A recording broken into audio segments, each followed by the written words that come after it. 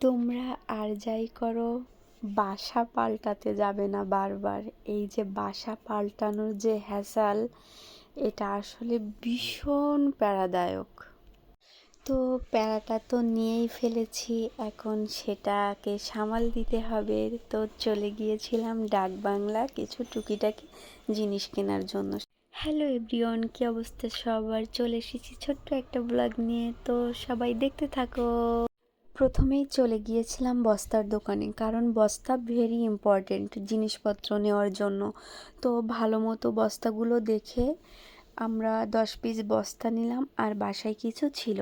এরপর চলে গিয়েছিলাম 2টা পাপোশ ও ডাইনিং টেবিলের জন্য একটা অয়েল ক্লথ নিতে।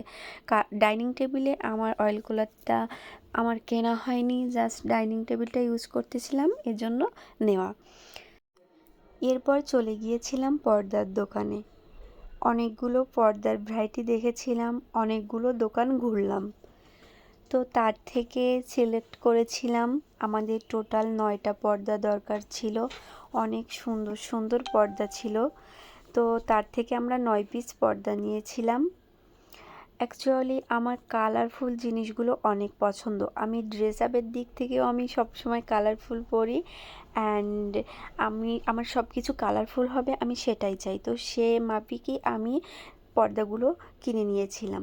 তো পর্দা কেনা শেষে আমার বাসায় সার্ফ শেষ হয়ে গিয়েছিল, তো আমি 2 কেজির একটা সার্ফ নিলাম বালতি সহ। আমি সবসময় এটাই কিনে থাকি, কারণ বাঙালি তো এক্সট্রা একটা বালতি পাচ্ছি বা গামলা, এটাই।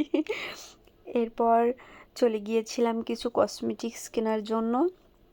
তো অনেক কিছুই দেখলাম, কিন্তু আমার যেটা প্রয়োজন ছিল আমি সেটাই নিব। তো আমি সেই দোকানে চলে গেলাম, অ্যান্ড আমার কিছু নেল পলিশের দরকার ছিল। তো আমার চিন্তায় ছিল যে আমি 4টা বা 5টা নেল পলিশ নিব, কিন্তু ওই যে 7টা নেল পলিশ নিয়ে ফেলছি। তো কালারগুলো কেমন হয়েছে তোমরা অবশ্যই জানিও। আর একটা নিয়েছিলাম ক্লিপ। তো ক্লিপটাও অনেক কিউট লাগছিল, তো সেই মাপিক নিলাম। এই ক্লিপটা নিয়েছিলাম, কিন্তু কালারটা ভিন্ন। তো তোমাদের ভিডিওটা কেমন লাগলো অবশ্যই কমেন্ট করে জানিও। সবার জন্য অনেক অনেক ভালোবাসা রইল। টাটা।